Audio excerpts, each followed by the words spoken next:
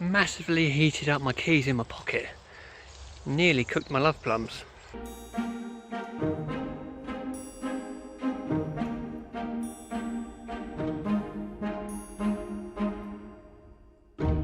Good morning YouTube. Today on a vlog whilst out with a dog, I want to chat about tools. Chatting about the right tool for the right job and what tool suits you and your business rather than the tool that suits somebody else and your business. So I'd like to start by saying, on social media, and this goes for all platforms, whether it be Facebook, Instagram, even myself to this degree with YouTube, you'll see all of these tools which are being used, all of this expensive machinery. You'll see different jobs and everything where you'll see thousands of pounds worth of tools being used. I think it's going to be quite easy to fall into a mindset of that you need all these expensive tools to be able to do a certain job. The line between necessity and want can easily become blurred, and you can fall into this spiral thought of, I've got to have that tool to be able to do that job efficiently and professionally.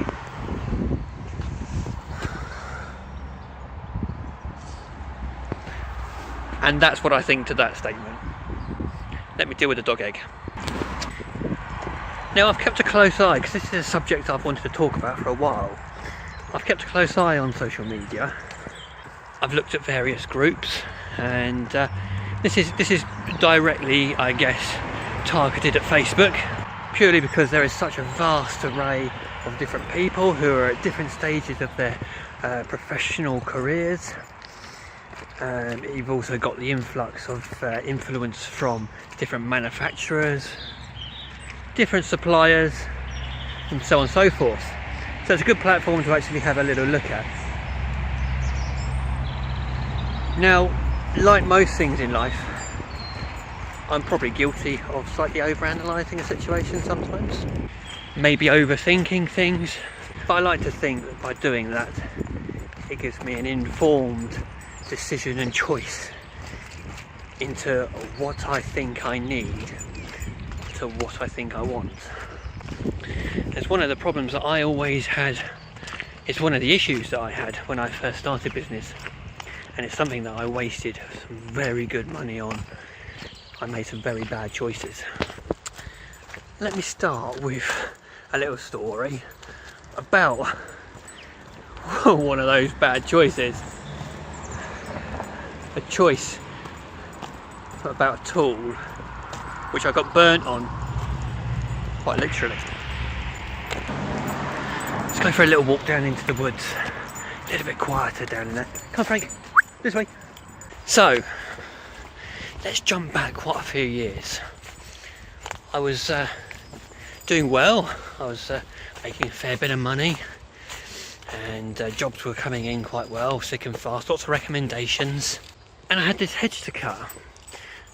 It's one that I viewed previously, and I thought, well, I want to make the job a little bit easier on myself. It was a tall hawthorn.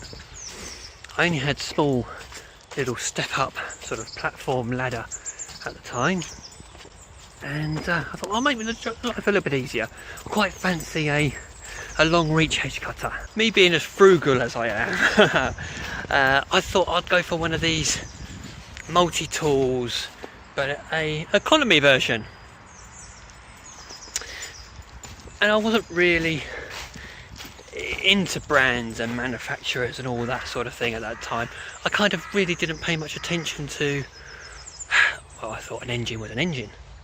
Didn't really give much thought into, you know, the ergonomics of a machine, the vibrations or the sounds or anything like that. I didn't really give it much thought, to be honest. It wasn't important to me. I just wanted a cheap machine which would do a job and do a job well, and make my life a little bit easier. That's what we all want, right? Right, this way, come on pal. So I go along to one of it's a nationwide but a local shop to me which sells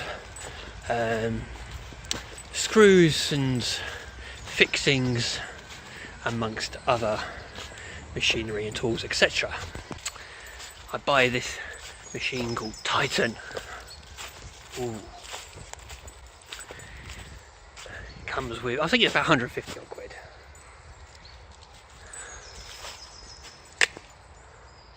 I love walking through these woods. Frank, check out the squirrels here.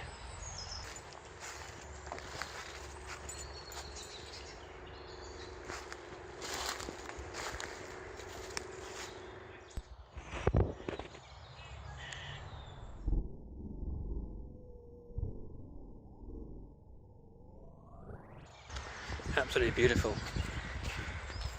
Hear all the crows above. So yeah, buy this machine, Titan.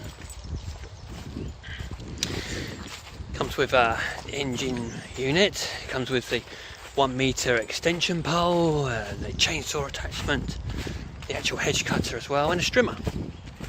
Bargain. Now, if anyone's familiar with this machine, you may know where I'm going with this, chat. Believe me, you don't. There I am, happily using, well I say happily using this Titan edge cutter with the 1 meter extension pole in there, out in front of me, you know, as you do. It's my best impression of a hedge cutter there. Quite chuffed with my purchase, thinking this is going to make my life a lot easier. Why didn't I get one of these years ago? And then it starts, the sensation that nobody wants to actually feel. As you slowly feel your love plums heating up, to look down to realise that this Titan machine has not only overheated, the damn thing has started melting, dripping hot plastic. The exhaust fumes overheating on this casing burnt a hole through my trousers, burnt through my boxer shorts, massively heated up my keys in my pocket, nearly cooked my love plums. Customers not far by. Oh my, that tingles somewhat. Not really an experience that I want to experience again. Although I do believe some people in certain circumstances might pay a fair amount of money for that sort of pleasure. Not quite how I get my rizzle kicks. Anyway, I digress. This damn thing had overheated. So much so, because the exhaust port on it comes out the back. Where if you look at things like the Stihl KM94RC, it comes outside, directing those hot fumes away from the user. Directing them at the Took it back to the shop. Oh, it's not supposed to do that. No, I did think it wasn't one of the key characteristics and features of this direct machine. So they give me a refund on this machine. And I'm like, well, I was in the shop with my balls nearly out, and because I've gone straight from the customers. Like, look at my trousers, what are you going to do about them? Well, we can send the machine off for diagnostics. Then go through the rigmarole of, well, you've got to empty all the fuel out because we can't send it off with fuel in it and all that sort of thing. You know, it's just a bore, just a whole bore that you got to go through it. Anyway, I wait weeks for this reply to come back from the supplier, from the manufacturer, to come back as it's deemed as user error. Sure, I suppose you could argue that the machine isn't best placed in front of you when you're hedge cutting, but the reality is if you've got a machine in front of you, to hold it with both hands is more comfortable to hold it in front of you when you're using it than at the side of you. But it can't be classed as user error for cooking yourself slowly in front of exhaust gases. Not like you want to have a tasty snack on yourself, is it? Let's jump back to the original subject. So keep an eye on Facebook, and I don't just follow pages, you know, like groups and things. Whoa, nearly. I follow companies and I admire and respect what other people are doing in business. And I like looking at other people's work. It's one of the beauties of YouTube and Facebook and Instagram. I don't just look at other people's work and go, that's a bit pants. I can admire other people's work and go, well mate, that's great, good job. If it wasn't for things like YouTube and Facebook, I wouldn't have ever bought ladders, the tripod ladders. And they've made my life a lot easier and a lot safer. And I've got people like Jason Gardner, amongst others, to thank for that. Because it really has made my life a lot easier and safer and more productive. That's ultimately what we all strive to be. Let me just get rid of this dog egg. You want to go that way, Frank? That's what we want to strive to be. We want to strive to be more productive. Come on. Because more productivity equals less time on the job, which equals more money in the bank, but more importantly, more time at home with the loved ones. So let's get back to talking about tools, because this all links into one another. When I bought that Titan hedge cutter, I made a poor decision twice. I made a poor choice. That unit might have been absolutely perfect and tip top for a homeowner. Well, not that exact that unit, because unless you're into some sort of weird Heston cook style, no, it weren't good for nothing but the scrap heap. That was one expensive paperweight. So on people's pages, I've seen hedge cutting and shrub trimming with machines which are over a decade old. I've seen lawns which have been beautifully cut, crisp edges, beautiful deep green lines in them, using second-hand, third-hand, fourth-hand Honda mowers. I've seen lawns which have got beautiful green rolling stripes through them, crisp edges. Those edges have been cut by hand tools, and with tools that haven't cost thousands upon thousands upon thousands of pounds. Because this might come as a shock to some people, but the tools are only a small fraction of doing a decent job. A little secret for you is that soft squidgy bit which is operating the tool. So the tool operating the tool, that's the thing which actually contributes and does the good job. You know, food for thought. Now don't get me wrong when I'm saying all this, I'm not against expensive tools. Expensive tools are fantastic, because today's expensive tools are tomorrow's cheap tools. We need people to go out and buy blowers and things which have got the new features on them, which, in my opinion, a lot of them are probably, well, they're functions in the development of financial gain for the manufacturer. That's what they are. Because if suppliers and manufacturers didn't keep bringing out these new tools with these, I don't know, again, picking random. I'm not going to pick out any particular manufacturer because it would be unfair, but it's the reality. But if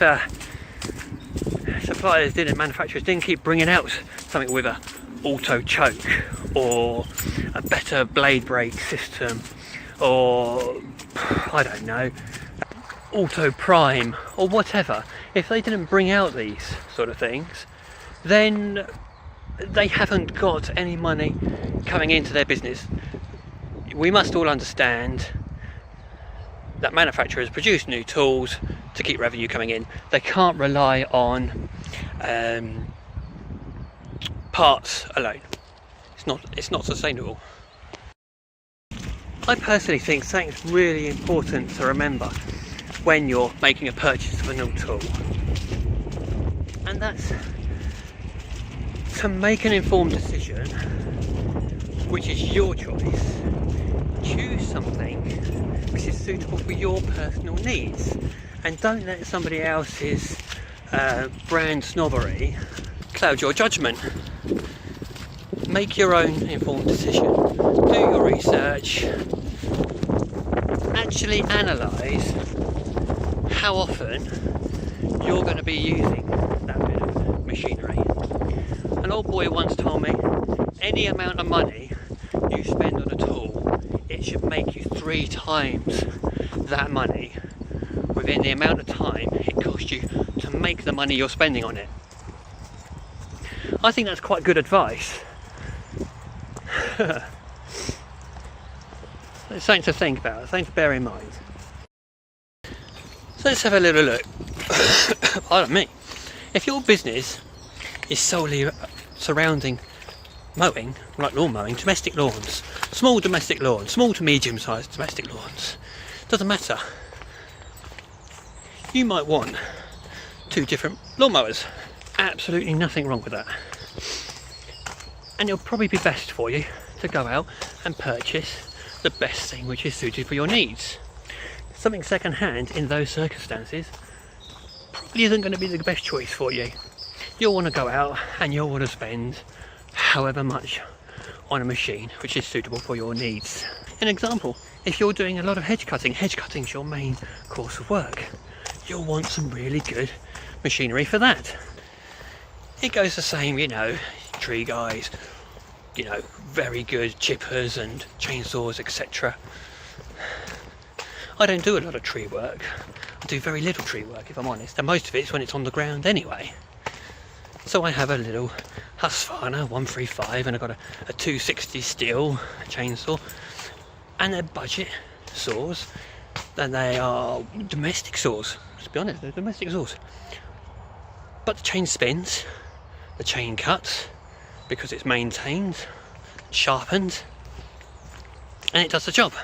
The end result is still that that bit of wood is cut. The tree did not know what brand or what type of chainsaw I was using. That bit of wood, because that machine was maintained and used within the capacity that it was manufactured for, has no jeopardy or prejudice to me using it and cutting that bit of wood. So this goes exactly the same with a lawnmower. You don't need to spend thousands of pounds on the top range, latest model lawnmower if you're only cutting lawns 4 times a week for Doris and Agnes. Keep that money in your pocket. That's where it's best spent. I've got thousands of pounds worth of tools which I've built up over the years, and I've bought them up from buying good quality second-hand machinery or good quality mid-range tools, analysing what those tools are going to be used for and for what purpose. If you've been a fan of the page for a while, if you've been subscribed for a while, you'll see that I do such a vast range of jobs. Patios, artificial lawns, paving, whatever, paths. I've got a budget homeowner whacker plate. It's made by Handy.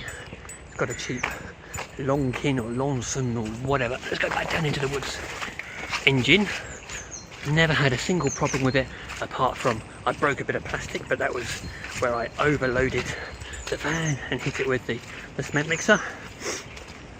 I understand that when I use that machine, I have to build up the layers of hardcore sub-base or sand or whatever I'm doing at a job in smaller increments.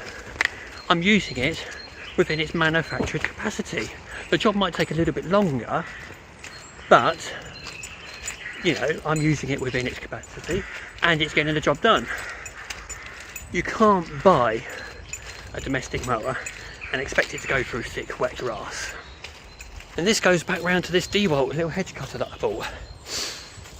I wouldn't expect it to be going through really thick branches, but somebody might buy that machine, try throwing it through a load of thick hedge cutting branches or whatever, because they're used to an expensive steel unit, and then they'll slag it off because it's not doing the job which they're used to it doing with their other machine. It's an uncomparable expectation. Do you know what one of the problems I think is? with social media, and I'm probably going to be guilty of this because I do contribute to it. But I'd hope anybody would listen to this and make their own informed decisions about what's suited for their needs. Because ultimately, making the poor decision on buying a bit of machinery is going to have a massive financial impact on you. Nobody wants to waste money on a bit of machinery that they've got no use for or is overkill for the job. I've got many examples of this. I mean, like my cement mixer, I could have gone out and bought a brand new one for hundreds of pounds. I bought mine second hand, cost me 30 quid. Well earned me more than that. And to be honest, if I went to start it tomorrow and it didn't work, it's well earned its money. Well earned its money. Theobald Roosevelt, Teddy, as his friends call him, he once said, "Comparison is the theft of joy." I really like that saying. Comparison is the theft of joy. Comparison is the theft of joy. So, you might look at your social peers and think, oh, he's doing well. Oh, he must be doing really well in business because he's got this new machine or whatever. There's several different factors. Oh, this place is full of squirrels. So, I keep getting distracted. So, you might look at some of your social peers on social media and think they're doing well for themselves. They probably are, and good on them. They want to go out and buy this machinery and it's suited for their purpose. Fantastic. I will commend, and I'm honestly overwhelmed and I know how hard people work because I see how hard it is on social media and so on and so forth and all sorts of different platforms. Come on, pal. So don't be bitter about things. Comparison is a theft of joy. Don't be upset for other people's achievements. But on the other hand as well, on the swing side of the pendulum, people are in different stages of their business development. I'm pretty happy at the progression that I've made. Happy to the point that I'm at in business. The services that I offer, the tools that I've got. It's not to say that I don't want to change a few of the tools, sell some of them that I don't necessarily use as much anymore because I've kind of gone on to different works. Business is like a garden. A garden is never finished. Various bits within that garden die and new bits grow. Just like business. Don't be afraid to drop different services and try different things. Because what works in my area might not work in your area. And I'm glad about that. Because if we're all the same, it would be boring. Nobody likes boredom. Comparison is a theft of joy. Yeah, I think that's a good ending to it. Anyway, I hope you enjoyed this little video. Hope you take something from it. Haters are going to hate.